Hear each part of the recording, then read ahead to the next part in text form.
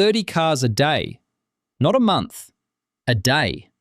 That is how many vehicles Victoria Police estimate are being stolen with key cloning technology in that state alone.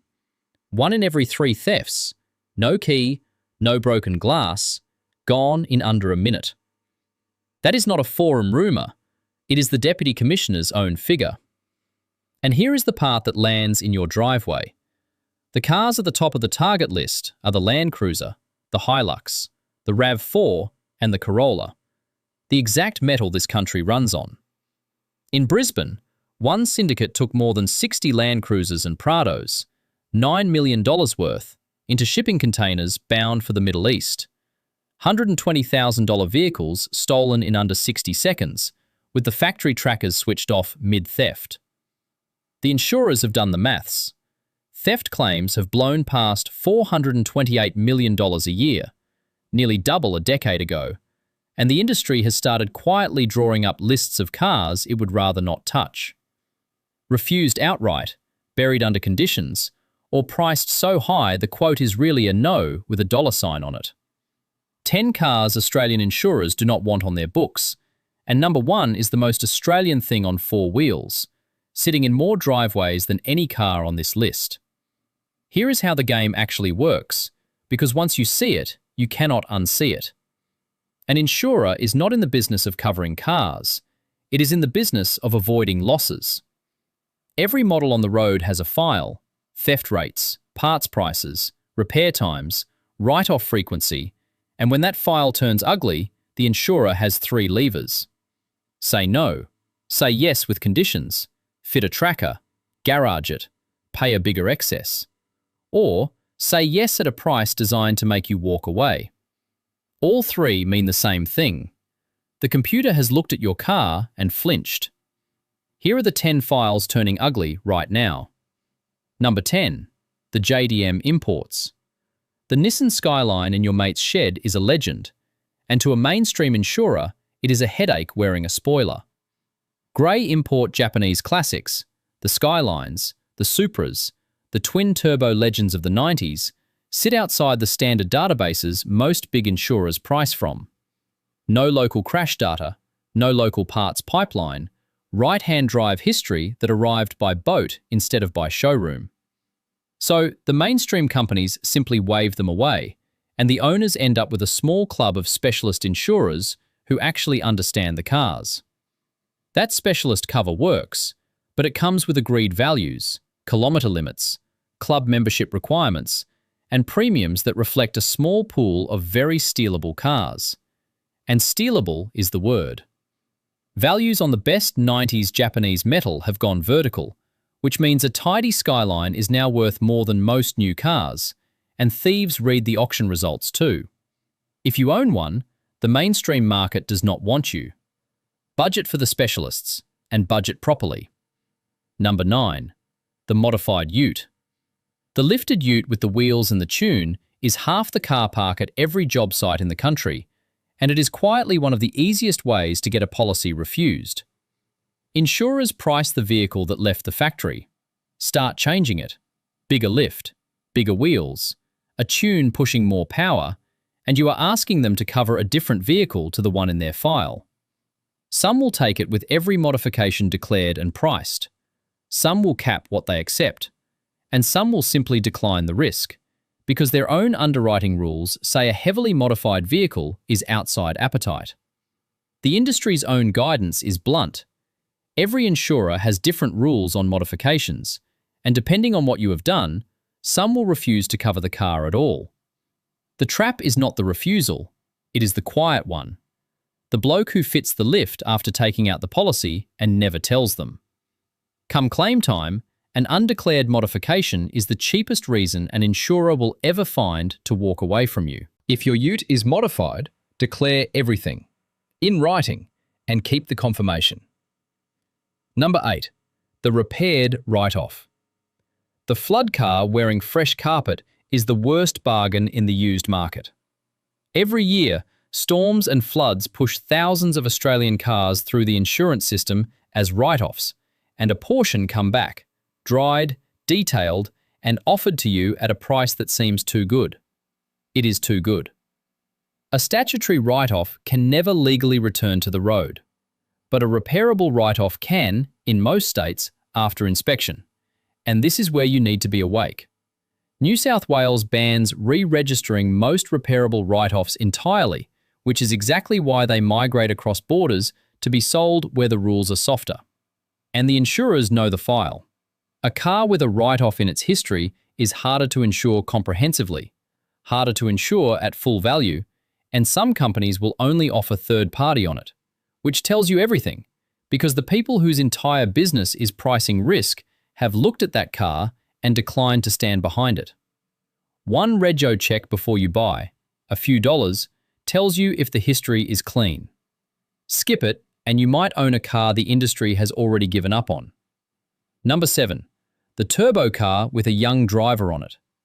The Subaru WRX is the car every P-plater wants, and the car half the industry refuses to put a P-plater in. This is the oldest entry on this list, and it is still running. High-powered vehicle rules in most states already restrict what provisional drivers can legally drive, and insurers run their own, stricter version on top. Turbocharged performance cars, V8 muscle, anything with a power-to-weight ratio that shows up in crash statistics. Many insurers will not cover a young or inexperienced driver on them at any price. Others will, with an excess so tall it works as a refusal in a suit. If you are a parent doing the sums on a first fast car, understand what the market is telling you. The claims data on young drivers in fast cars is so consistently ugly that companies would rather lose your business than take the bet. That is not moralizing. That is the coldest actuarial arithmetic there is, and it is worth listening to before your kid learns it the expensive way. If this is saving you money already, do 2 things in 3 seconds. Tap like and subscribe, because it tells the algorithm that Australian drivers want the stuff the industry does not put in the brochure, and it is the only reason these videos keep coming. Right, back to the list, and from here, the theft crews start writing it. Number 6. The unrated newcomers. The cut-price newcomer SUV with no safety rating is the entry not buyers never see coming. You already know from this channel that a wave of cars is now selling in Australia either unrated or on expired ratings. Here is the insurance half of that story. Some Australian insurers have published safety commitments, and the strictest of them, out west, will not insure a vehicle rated below 4 stars at all. Expired and unrated cars sit in a grey zone, insurable today at most companies, but pricing without crash data is guesswork, and insurers hate guesswork. When repair costs on a new badge turn out worse than modelled, the corrections arrive fast, at renewal, in your premium. So before you sign for the sharp drive-away price on a badge that arrived last year, do the boring thing. Get an actual insurance quote on the exact car first. The discount on the windscreen can disappear into the premium within 2 renewals, and by then it is your problem, not the dealer's. Number 5. The electric car after a bump. The electric car with a scratched battery case is the newest file on the insurer's desk and one of the ugliest. The problem is not fires and it is not reliability. It is arithmetic. The battery is half the value of the car, and if a collision so much as compromises the case, many repairers will not certify it, which pushes the whole vehicle toward a write-off for damage a petrol car would shrug off. Cars a few years old are already being written off over minor damage simply because the repair maths does not work, and every one of those write-offs lands in the claims data that prices the next bloke's premium. The result is a quiet squeeze. Premiums on some electric models climbing well ahead of the market, higher excesses, fewer repairers on the approved list, and overseas, some insurers have already refused certain models outright while the repair industry catches up. If you are shopping electric, quote the insurance on the exact variant before you commit, because the gap between 2 similar models can be the size of a rego bill. Number 4. The Range Rover. The Range Rover is the world's warning shot because in Britain, the refusals have already happened. Theft of high-end Range Rovers got so bad over there that mainstream insurers began declining them outright. Premiums went vertical, and the manufacturer was forced to launch its own in-house insurance, just so its customers could legally drive what they had bought. That is the end state of everything this video is about. A car so unattractive to the market that the company that built it became the insurer of last resort. Australia is not Britain, and local Range Rover owners can still get cover, but the same forces are loose here. Organised theft of luxury four-wheel drives, six-figure parts bills, months-long repair times, and the premiums show it. If you own one, you already know. If you are about to buy one, get the quote before the deposit, sitting down. Number 3. The Holden Commodore. The Holden Commodore is on this list for the saddest reason imaginable. The 2013 to 2017 Commodores sit among the most stolen cars in the country, and every one that vanishes is a car nobody is making again. Think the file through the way the insurer does. A dead brand, so the parts pipeline shrinks every year, and panels get dearer every time a supplier gives up. Theft rates near the top of the national tables, and values on the last Australian-built cars climbing, which means agreed value fights at renewal and bigger checks when one disappears. None of that makes a Commodore uninsurable today. What it makes is a premium that creeps up while the car gets older, which is backwards from how insurance is supposed to work, and a growing pile of conditions, immobilizers, garaging, trackers on the collectible stuff. If yours is the family V8 you are keeping forever, insure it on agreed value, in writing, and check the number every single year, because the market is moving faster than your renewal letter. Number 2. The Ford Ranger. The Ford Ranger is the best-selling vehicle in the country, and that crown comes with a target on the tray. Utes now dominate the national theft tables, and the Ranger sits right near the top, for reasons a thief could explain in one sentence. They are everywhere. The parts interchange across hundreds of thousands of vehicles, and half of them have a tray full of tools worth more than a small car. The tradie angle makes the file worse. A stolen Ranger is rarely just a stolen Ranger. It is the income that stops while the claim drags, the tools that were never itemised, the excess on top of the excess. Insurers price all of it. So Ranger premiums have been climbing ahead of the market in the theft corridors of Melbourne and Brisbane. And the conditions are arriving. Aftermarket immobilizers, no cover for tools unless listed, higher excesses in certain postcodes. Nobody is refusing the best-selling car in Australia outright. They do not have to. They just keep tightening until the risk pays for itself, and you are the one paying. Number 1. The Toyota LandCruiser. The Toyota LandCruiser is the most Australian thing on four wheels, and right now it is the most stolen file in the cabinet. Victoria Police say key cloning technology is behind 1 in every 3 vehicle thefts in that state, an estimated 30 cars a day. And the models at the top of the target list are the LandCruiser, the HiLux, the RAV4, and the Corolla. The heart of the Australian driveway, lifted in under a minute, no key, no glass. The Brisbane syndicate from the top of this video is the file in full. 7 people charged, more than 60 LandCruisers and Prados, and the detail that matters most for insurance, the crews are disabling the factory tracking during the theft. The thing your premium assumed would bring the car back is the first thing they switch off. Toyota's own response tells you how serious the file is. A steering wheel club lock added to the genuine accessories catalogue for a $100,000 four-wheel drive, and an additional factory immobilizer being rolled out across the LandCruiser, Prado, and HiLux. Now read that the way an insurer reads it. When the manufacturer itself starts selling a club lock, the underwriters have already moved. Theft excesses in the hot postcodes, premiums loaded, cover conditional on extra immobilizers or aftermarket trackers. Some owners in the worst corridors are reporting quotes that have doubled, and quiet conversations where the broker says the company would prefer the vehicle garaged, tracked, or not on their books at all.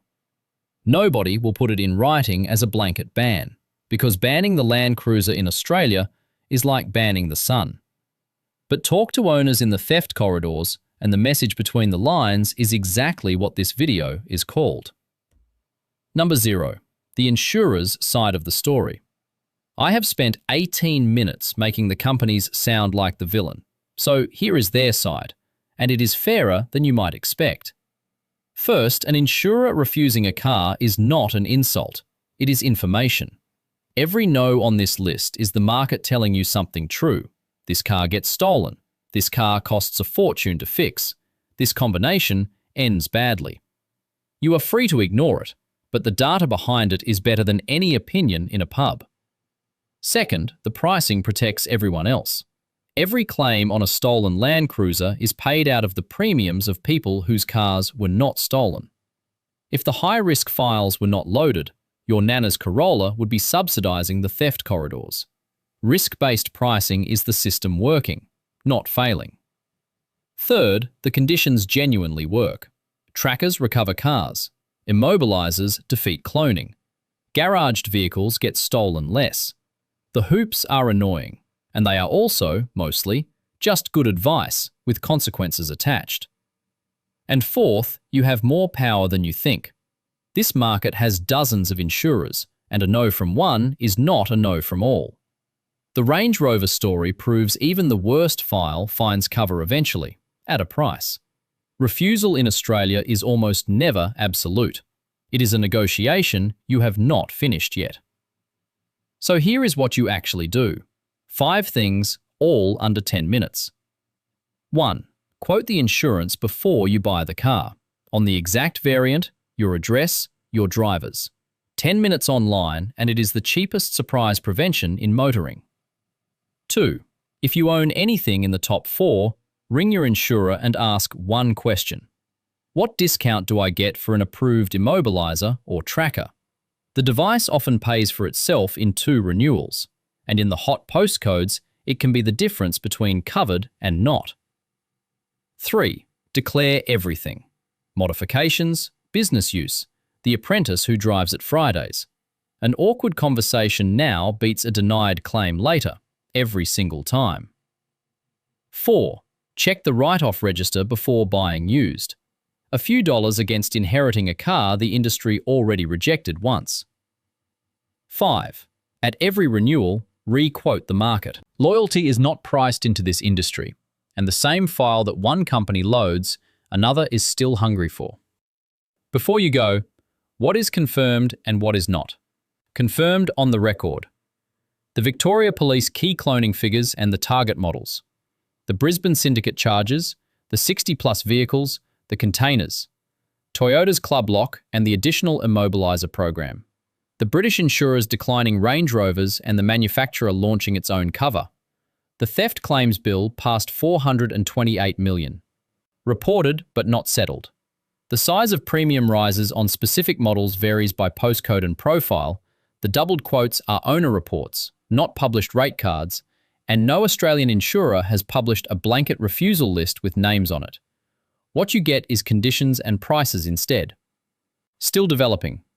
The immobilizer rollout, the theft corridors, and which insurer blinks first on electric repair costs. This file moves monthly. Now your turn, and this thread genuinely helps every Australian who finds it. What is your car, your rough suburb, and what did your last renewal do? Up, down, or conditions attached? Especially if you drive anything in the top 4. 10,000 honest renewal stories in one comment section is worth more than every comparison site in the country. And next time, the other end of the deal. The cars insurers love. The ones that cost buttons to cover because they never get stolen and never break. And why the list will surprise you. That is the next video, so subscribe now so you do not miss it. Thanks for watching, and I will see you in that one.